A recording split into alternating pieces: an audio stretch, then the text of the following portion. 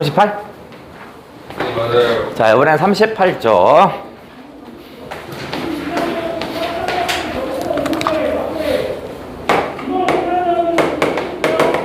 38쪽을 하겠다. 자, 뭐냐면 소설가 누가 썼어 이거? 박태환 썼구나. 지금 왜 떠들어져? 소설가 구보시의 일일 이렇게 있네요. 이놈이네. 요거는 현대소설 2강에 있군요. 162. 현대소설 2강이고요. 162쪽에 있다고 합니다.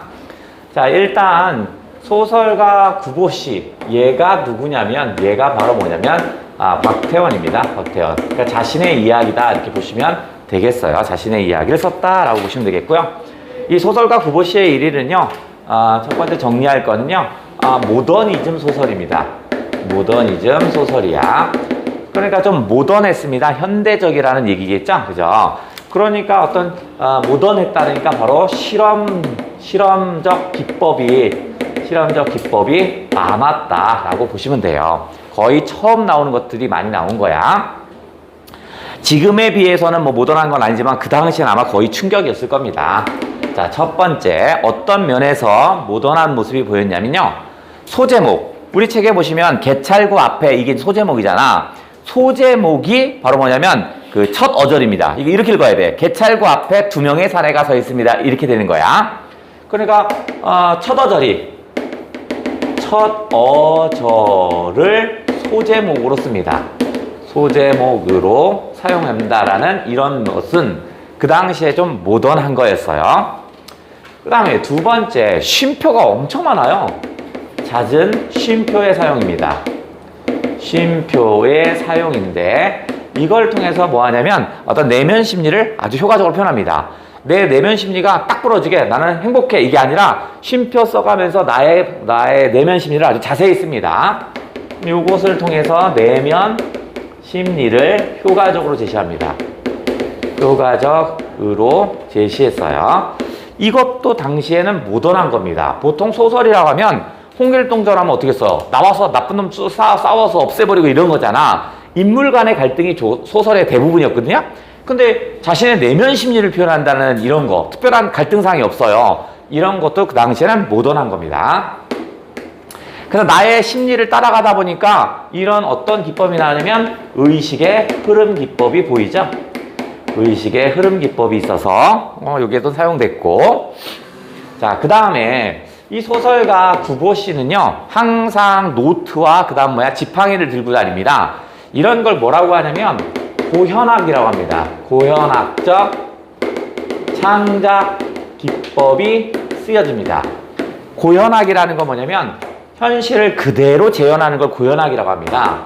이런 현실을 그대로 재현하는 학문을 고현학이라고 하는데요. 이 구보가 돌아다니면서 노트에 막 써요. 여기 가서 써요. 그게 그대로 소설 속에 나옵니다. 그러니까 이것은 뭐냐? 바로 일종의 사실주의 소설이죠. 사실주의 소설의 그런 냄새도 납니다. 현실을 그대로 쓰니까. 자, 고현학적 창작 기법, 뭘 들고 다닌다? 노트와 그 다음에 단장, 짧은 지팡이를 들고 다녀요. 이런 걸 통해서 고현학적 창작 태도가 보인더라. 그 다음에 화면에 있으면 여기 철수의 이야기, 영희의 이야기, 화면 분할해서 나오는 거 있잖아. 이런 기법을 뭐라고 그래요? 이런 게 몽타주 기법이라고 하거든요.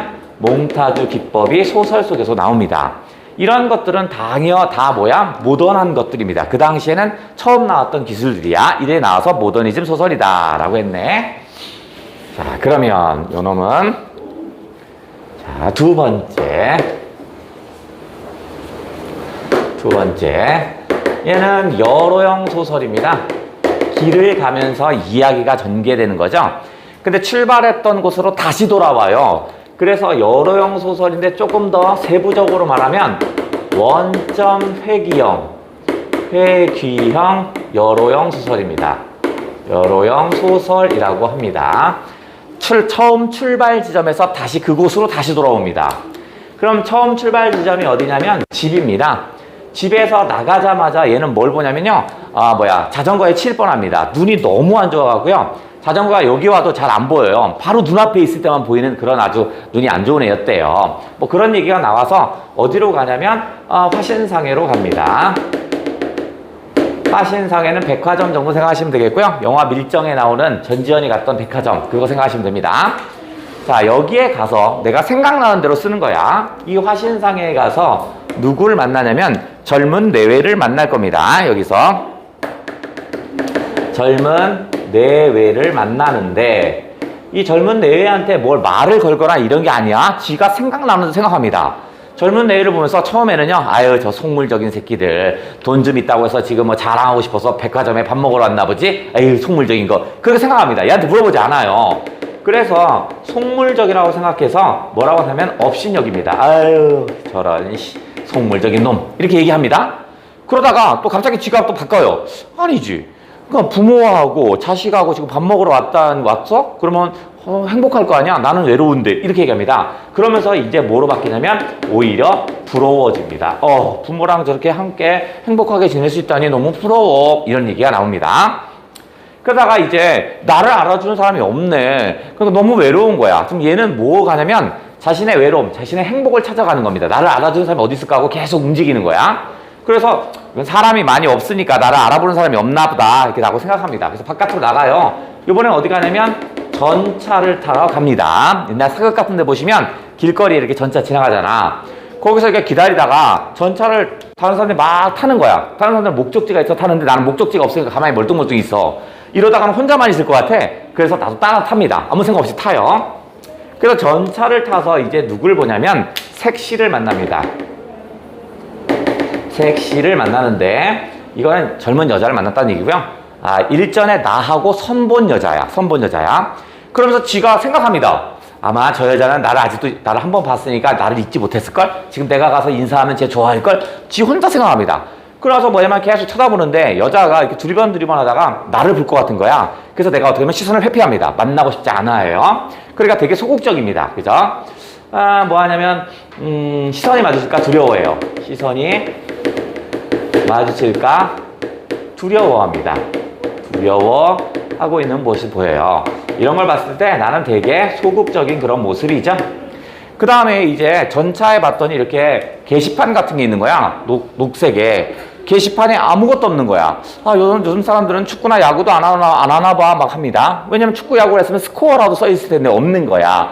온통 외로운 겁니다. 그래서 얘는 그 전차에서 차장이 어디까지 가냐고 물어봤는데 난 대답을 못해요. 목적지가 없으니까.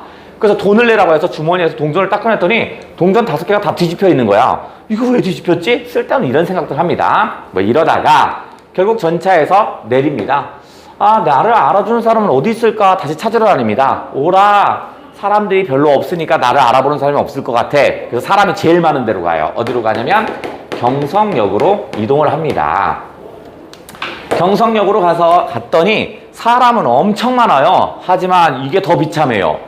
사람이 엄청 많은데 그 엄청 많은 사람이 나를 아는 사람은 아무도 없어요. 그래서 무엇을 느끼냐면 군중 속에 오히려 고독이 있었습니다. 군중 속에 고독을 느낍니다. 더 비참해졌어요. 자, 여기 가서 누구를 만날 거냐면 이제 노파를 만날 겁니다. 늙은 할머니. 자, 물어본 거 없고요. 지가 스스로 생각합니다. 아주 늙었고요. 늙고 쇠잔하다라고 생각합니다. 그래서 생명력, 활기 이런 건 전혀 없어요. 그래서 어떻게 생각하냐면 이 할머니는 이제 활력도 없고 막 이렇게 생각합니다. 그래서 자기의 딸애가 아무리 큰 효도를 해도 기뻐하지 않을 것 같은 거야. 왜냐면 여기 주름살이 푹 박혀갖고요. 더 이상 펴지지 않을 것 같다. 뭐 이런 생각을 합니다. 지가 생각나는 대로 쓰는 거야. 그 다음에 또 누구를 볼 거냐면 중년의 시골 신사를 볼 겁니다. 중년 시골 신사를 봅니다. 이는 내가 나름대로 생각합니다. 아마 조그만 백화점 같은 걸 할 거야. 구멍가게 같은 사장 정도 되겠지? 그런데 얘가 노파를 이렇게 멀리 하려고 합니다. 나하고 좀 다른 종족이야. 이렇게 생각하는 것 같은 거야. 내 느낌에. 노파를 멀리해? 아이고 지는 얼마나 잘나서 에휴 더러운 새끼 이렇게 합니다. 노파를 멀리하는 걸 보면서 아유 저의 속물성을 속물적이라고 업신여깁니다. 그 다음에 또 누굴 볼 거냐면 병자들을 봅니다. 병자. 자, 병자를 보는데 뭐 피부병 같은 게 걸렸겠죠. 근데 양쪽 그 병자 옆에는 아무도 앉지 않는 거야. 그래서 젊은 안악이 이렇게 하다가 과일 바구니에 과일이 하나 또르륵 떨어져요. 그래서 또르륵 굴러가요. 이 안악이 그걸 주스러 막 갑니다. 가다가 병자의 발에 딱 부딪히니까 그냥 도망가 버립니다. 뭐 요걸 봅니다. 근데 나도 역시 그 병자 그 옆으로 가지 않아요. 그러니까 병자를 모두 멀리하고자, 멀리하고자 하는 그런 모습도 보입니다. 자, 경성역에서 어떻게 해서 나를 알아준 사람이 없네? 이번에는 어디로 오냐면 다방으로 옵니다. 다방에 와서 이제는 아예 연락을 합니다. 내 친한 친구가 연락을 해요. 그래서 누구를 만나냐면 기자하는 친구를 만납니다. 직업이 기자인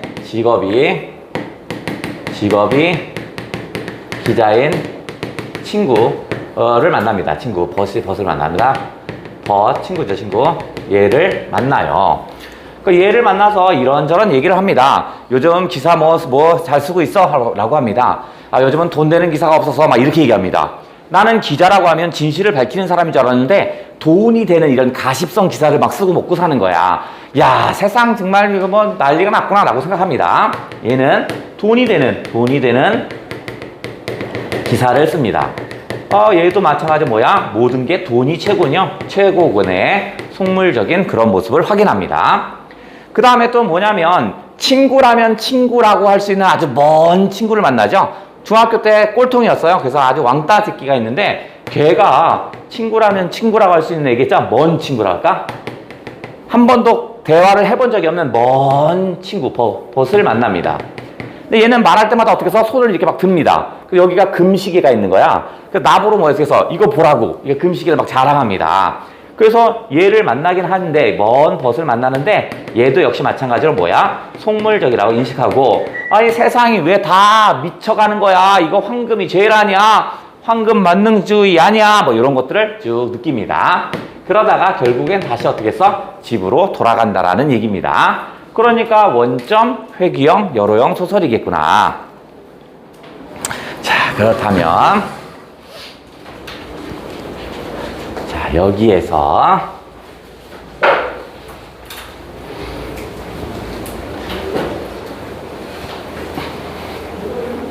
자, 여기서 이제 우리가 한번 유사한 것을 한번 찍어볼게요. 저놈이 이 EBS에 실렸다면 저와 비슷한 작품은 어떤 걸로 시험을 내고 싶을까? 일단 여로형 소설이라는 데에다 초점을 한번 더 봤고요. 여로형 소설. 그 다음에 구보가 움직이는 건 행복 찾기였습니다. 그죠? 나를 알아봐준 사람이 어디 있을까 하면서 행복을 찾아서 갔거든요. 그러니까 구보에서는 행복 찾기였어요. 행복 찾기였는데 요걸 뭔가를 찾는다라는 거, 찾는 거죠. 요걸 플러스 해볼게요. 뭐를 찾는 거. 그럼 여기서는 뭘 찾는 거냐면 아비를 찾는 겁니다. 아비 찾기가 들어있는 것을 연결을 해볼게요. 잃어버린 아버지를 찾으러 다니는 거야.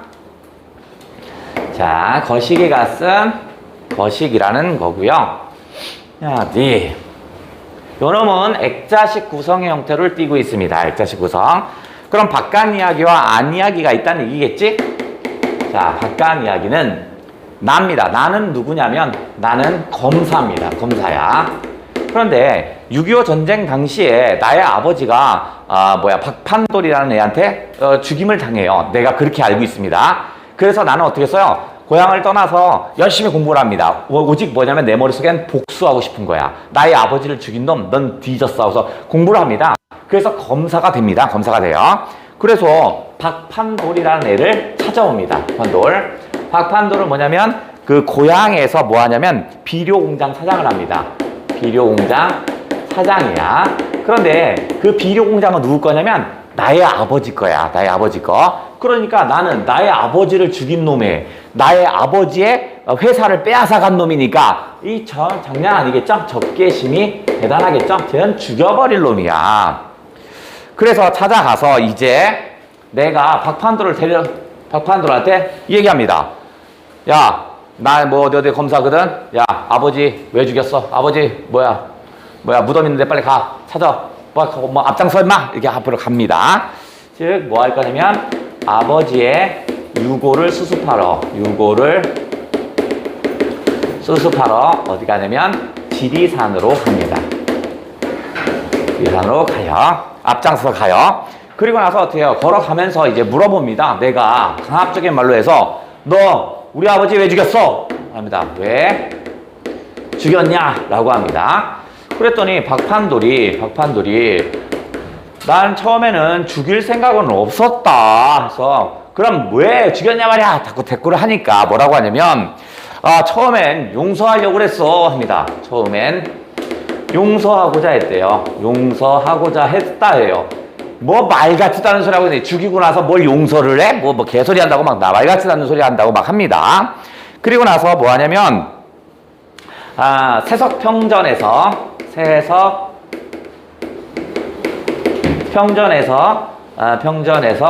발을 헛디뎌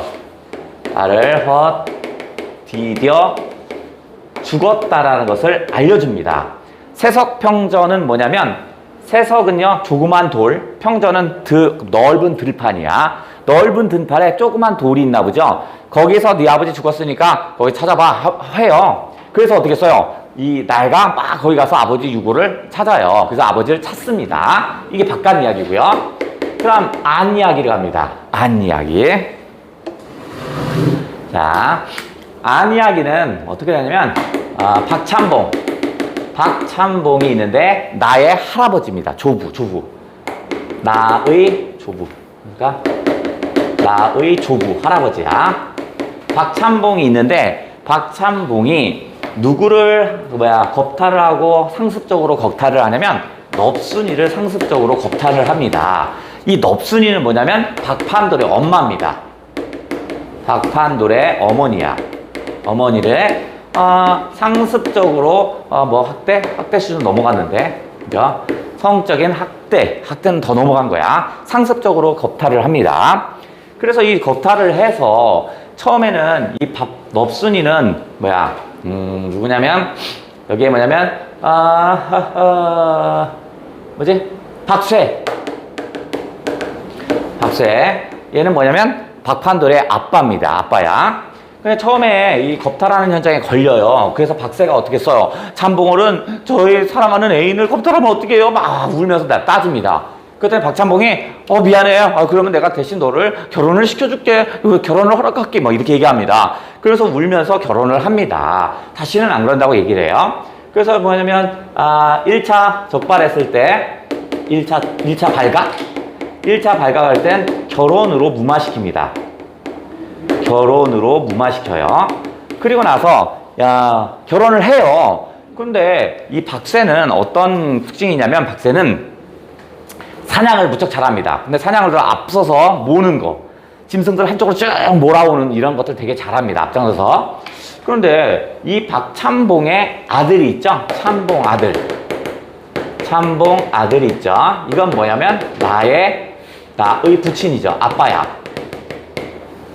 찬봉 아들이 있는데 박쇠는 찬봉 아들과 항상 사냥터에 잘 갑니다. 그럼 박쇠가 쫙 몰고 오면 찬봉 아들이 사냥을 하는 이런 걸 즐겨 하는 애야. 그런데 보통 사냥을 나가면 한 달 보름 정도 있거든요. 사냥을 쭉 갔는데 찬봉 아들이 밥을 먹다가 젓가락이 뚝 부러집니다. 그러면 이 사냥터에 있는 사람들이 이게 일종의 미신인데요. 밥그릇, 숟가락이 부러지면 큰 사고가 난다고 생각해서 포기합니다. 사냥을 안 해요. 그래서 집으로 다 돌아옵니다. 한 달 보름 정도를 계획하고 갔는데 바로 돌아와요. 그래서 박쇠는 아내를 좀 놀려주려고 그래서 신혼이고 하니까 서프라이즈 파티를 하려고 몰래 갑니다. 몰래 집에 가서 문도 두들기지 않고 담을 싹 넘어가고 몰래 들어가요. 그래서 문을 딱 열었더니 어떻게 했어요? 박찬봉과 넙순이하고 또 문제가 발생합니다. 그래서 어떻게 해서 박쇠가 눈이 돌아갑니다. 다시는 이러지도 안 하기로 했잖아요 하면서 바깥에 뛰어나가서 눈에 보이는 걸 잡아요. 그게 낫입니다. 낫을 들고 뛰어놉니다. 막 휘둘러요. 그랬더니 넙순이가 안 돼요 하다가요 이쪽 팔이 잘려요. 그래서 넙순이는 팔이 하나 없어져요. 그 그런 혼란 때 박찬봉이 도망가요. 도망가고 박새는 낯들고 계속 돌아다닙니다. 죽여버린다고 돌아다녀요. 그러다가 다시 박찬봉이 2차 발각됐을 때는 뭐 하냐면 미안해 라고 하면서 뭘 할 거냐면 족보에 넣어준다고 합니다. 족보로 무마합니다. 야, 내가 너네들 결혼하면 아들 낳고 자식 나면 내 족보에 넣으려고 했어. 그러니까 화를 풀어 막 얘기합니다. 그러나서 뭐냐면 쪽지 하나를 줍니다. 이게 네 이름이고 네 아들 이름이야 라고 해줘요. 물론 박새는 읽을 줄은 몰라요. 근데 그 족보를 보면서 난 나름대로 분하지만 만족했는지 그냥 다시 돌아옵니다. 그리고 나서 참봉 아들이 그 얘기를 듣습니다. 그러니까 참봉 아들은 어떤 생각이 드냐면 족보에 이런 애가 우리 집 밑에 내 동생으로 들어온단 말이야. 이거를 허락을 못하는 거야. 그래서 어떻게 하냐면 야, 사냥터 가자. 이번에 사냥 가자 라고 해요. 아니 계획이 없던 사냥을 왜 갑자기 사냥하고 싶어졌어. 사냥 가자 해요. 그러나서 뭐냐면 참봉 아들이 박새 좀 몰고 와. 쭉 몰고 와 합니다. 그래서 박새가 쭉 몰러가니까 어떻게 했어? 짐승을 죽이는 게 아니라 박새를 쏴서 죽입니다. 누가 죽이냐면 참봉 아들이 박새를 죽여요. 박새를 살해합니다. 자, 그러면 요 상태에서 요게 안 이야기야.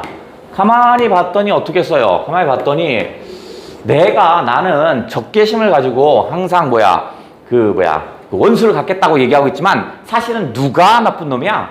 나의 집안이 원전이 다 나쁜 놈이네요. 나의 집안이. 자, 그리고 나서 이제 다시 박간 이야기로 나옵니다. 나는 유고를 수습하고 있는데요. 갑자기 어디선가 박새가 박새라네? 누구지? 박찬봉이 딱 나타납니다. 나타나더니 그간의 이야기들을 쭉 합니다.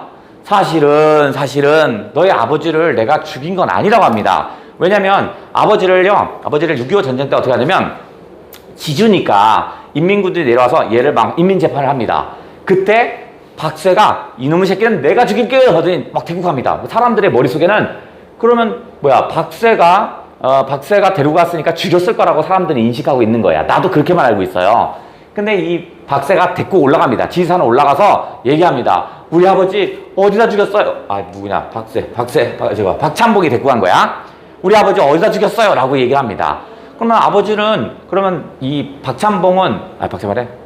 박판도는 뭘 얘기하고 싶으냐면 미안해, 내가 실수로 죽인 거야. 이런 변명을 듣고 싶었던 거야.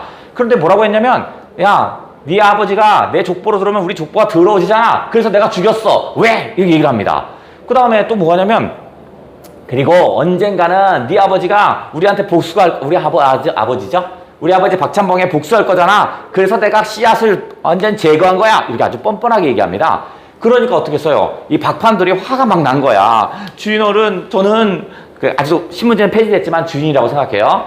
주인어른, 저는 미안하다는 말, 아버지가 어디 있다는 말만 듣고 싶었어요. 막 합니다. 그래서 다그치겠죠. 왜 그랬어요? 막 이러는 거야. 그랬더니 세석평전에서 이렇게 돌멩이에 앉아있던 애가 쥐가 발을 헛디뎌요. 그래서 쥐가 뚝 떨어져 죽어요. 그죠? 아까 얘기했죠? 그 얘기를 막 해줍니다. 그 얘기를 해주면서 이 넙순이 우리 엄마가 팔이 잘린 얘기, 그 다음에 박찬봉 아들이 사냥터에 가서 자기 남편을 죽였잖아. 넙순이 가서 얘기합니다. 우리 남편이 그렇게 실수로 총 맞아 죽을 사람이 아니라고, 당신이 죽인 거지. 막 따지기 시작합니다. 그랬더니 참봉 아들이 넙순이를 미친년 취급을 합니다. 그래서 미친년이라고 해서 소문을 내요. 그래서 쫓겨납니다. 집에서 쫓겨난 거야. 그래서 만삭이었던 이 박판돌이 태어나죠. 밖에서 태어나요. 그러면서 이제 교육을 시킵니다. 너희 아버지는 어떤 분이었고, 이거 다 얘기를 해요. 그래서 그 생각을 들고 박판돌이 청년이 되어서 머슴으로 얘네 집, 참봉 아들의 집으로 들어가는 거야. 그러니까 참봉 아들은 걔가 박새의 아들인지 몰라요. 그죠? 그 상태였던 거야. 그런 얘기를 쭉 해주니까 이제는 내 생각이 바뀐 거야. 이거 내가 원한을 갚고 이게 아니라 우리가 잘못했다고 빌어야 할 판이야. 그래서 이 과거의 지리산은요. 지리산은 참봉 아들이 박새를 죽였고, 그 다음에 박판돌이 죽인 건 아니지만 저기 참봉 아들이 거기서도 죽게 되죠. 그러니까 여기는 상처의 공간이었어요. 요 놈은 일종의 서로의 상처를 주는 상처의 공간이었습니다. 부정이야. 그런데 내가 박판돌의 이야기를 듣더니 너무 미안해진 겁니다. 오히려 가해자는 우리 집안이죠? 그죠? 그래서 어떻게 했어? 미안함을 제시합니다. 그래서 여기 꽃이 폈는데 내년에도 이 꽃이 필 무렵에 우리 다시 한번 만나요 라고 얘기하죠? 그죠? 그래서 내년에 다시 만나기로 하면서 서로 화해를 한다는 얘기고요. 결국 박판돌은 아빠를 찾지 못합니다. 하지만 저기는 찾았어요. 저 거시기 나의 아빠는 찾았습니다. 이 글의 제목은 뭐죠? 뭐지? 그렇지, 잘한다. 얘가 철쭉제였습니다. 철쭉제. 누구 거냐면 문순태의 철쭉제입니다. 자, 일단 철쭉이라는 것은요.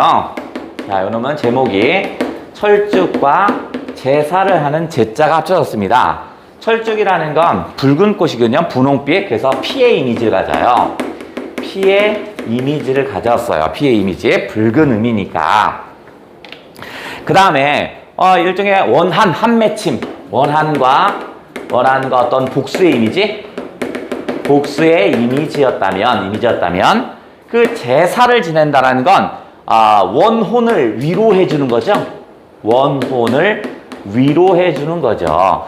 결국 두 사람의 화해를 얘기하는 겁니다. 철쭉제라는 제목은 바로 나와 박판돌 또는 나의 집안과 박판돌 집안의 화해를 얘기했던 게 요 놈이었더라. 요거까지 같이 체크. 밑 찾기 과정.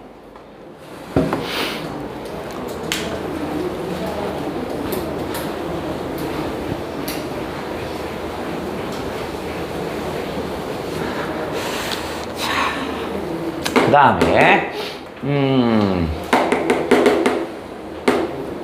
유사해서 그냥 여로형 소설이라는 측면에서 봤을 때는 뭐도 찾을 수 있냐면 염상섭의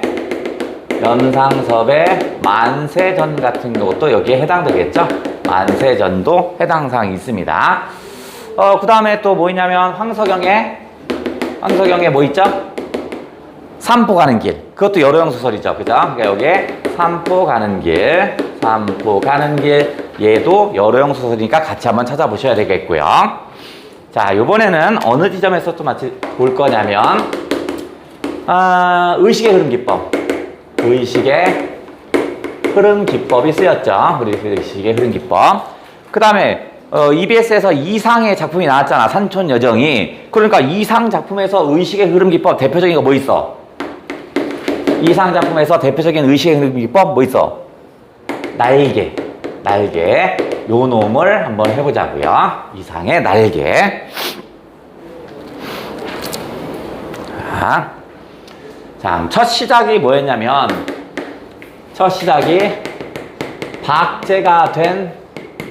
박제가 됐다는 건 피 뽑아서 이렇게 쭉 되는 거 있잖아. 그죠? 박제가 된 천재라고 하면서 소설이 시작됩니다.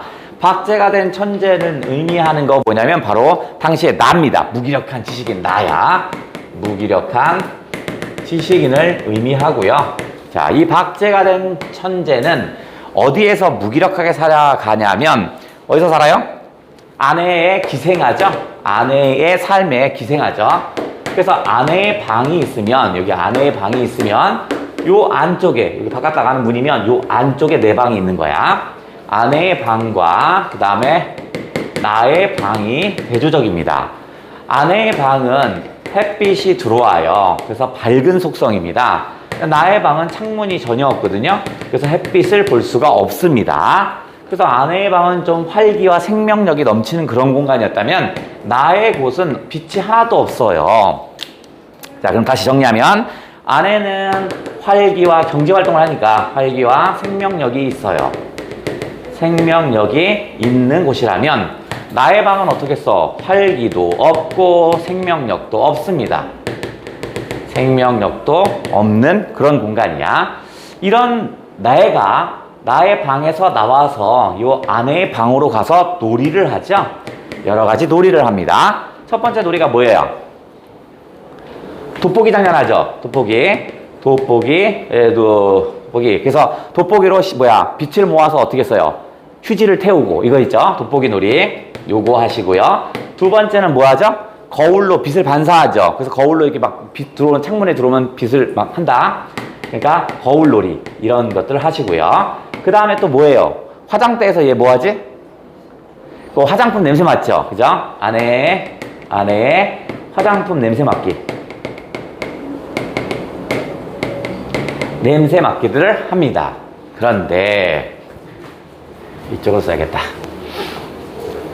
자, 이쪽으로 할게요.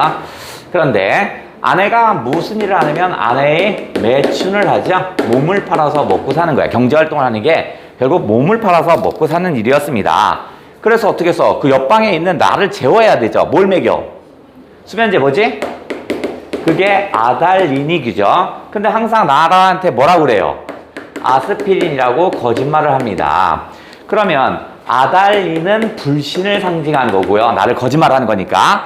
아스피린은 나를 위한 거죠. 그죠? 그러니까 이건 일종의 뭐 사랑이라든가 뭐 신뢰라고 할까? 불신이니까 신뢰감 이런 거겠죠? 그러니까 얘는 동그라미, 얘는 세모겠네. 이 상태에서 나에게 아달린을 먹였다는 걸 알아요. 그래서 나는 어떡하죠? 그걸 통해서 방에서 다시 어디로 와? 바깥으로 외출을 하죠. 그래서 어디로 올라가? 옥상까지 가지요. 방이 바로 뭐냐면 나의 어떤 자아가 뭐 돼 있는 거야? 억눌려 있는 거죠. 여기서는 억눌린 자아가 있는 공간이고요. 그러면 외출하면서 어떻게 써? 억눌린 나를 되찾아가는 겁니다. 그래서 옥상에 가서 완벽하게 나를 찾아가는 거야. 여기에는 자아의 회복이 있겠죠. 자, 요거는 옥상에 올라가서 사이렌 소리, 정오의 사이렌 소리가 들리죠? 정오의 사이렌 소리가 들립니다. 그러면서 어떻게 써? 등이 좀 가렵네. 뭐가 생겼어요? 날개가 생겼다라는 이런 얘기죠. 그래서 완벽한 나 자아를 회복했어요 하는 내용입니다. 요 놈은 이상의 날개였어요. 뒤에 산촌여정 이상께 있으니까 요 놈도 같이 빨리 빌게라.